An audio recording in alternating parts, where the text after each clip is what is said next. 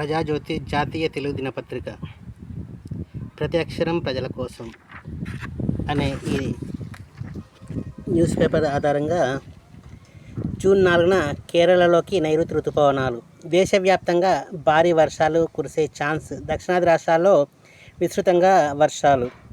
New Delhi, June 2. Prajajyothi. దేశవ్యాప్తంగా ఎంతో ఆసక్తిగా ఎదురుచూస్తున్న నైరుతి రుతుపవనాలు స్వల్ప ఆలస్యంతో కేరళలోకి ప్రవేశించేందుకు సిద్ధమవుతున్నాయి.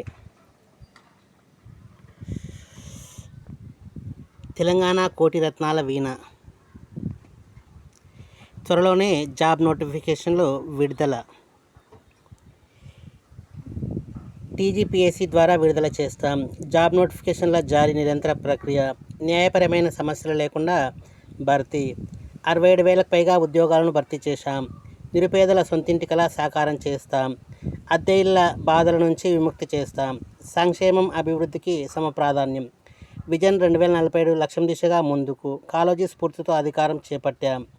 నాటి నుంచి రాష్ట్ర హితంకై శ్రమిస్తున్నాం. రాచరికం, పెత్తనాన్ని సమాజం సహించదు. నలుగురి చేతిలో ఉండే పెత్తనం కాదు, ప్రజాకాంక్షలు నెరవేర్చే ప్రజా ప్రభుత్వం. రుణమాఫీతో రైతులను రుణ విముక్తి చేశాం. తొలి ఏడాదిలోనే 22,000 కోట్లు జమ. తుమ్మిడిహట్టి ప్రాజెక్టు నిర్మాణానికి కృషి. సాగునీటి ప్రాజెక్టులపై ప్రభుత్వం చిత్తశుద్ధి. కాళేశ్వరం ప్రాజెక్టుకు మరమ్మతులు చేస్తాం. మహిళలను కోటీశ్వరులుగా తీర్చిదిద్దుతాం. మహిళా సంఘాలకు వడ్డీ లేని రుణాలు. రాష్ట్ర మహిళా దేశ పారిశ్రామిక రంగంలో కీలకం. తెలంగాణ ముఖ్యమంత్రి రేవంత్ రెడ్డి ఈ విధంగా వెల్లడించారు.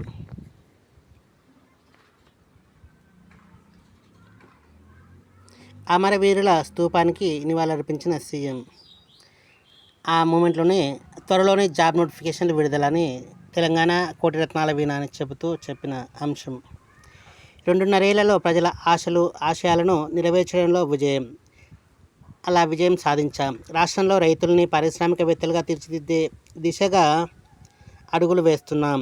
గత ప్రభుత్వం 1,00,000 కోట్లతో నిర్మించిన కాళేశ్వరం ప్రాజెక్టు 3 ఏళ్లకే కూలిపోయింది. మరమ్మతులు చేయించే భారం ప్రభుత్వంపై పడింది.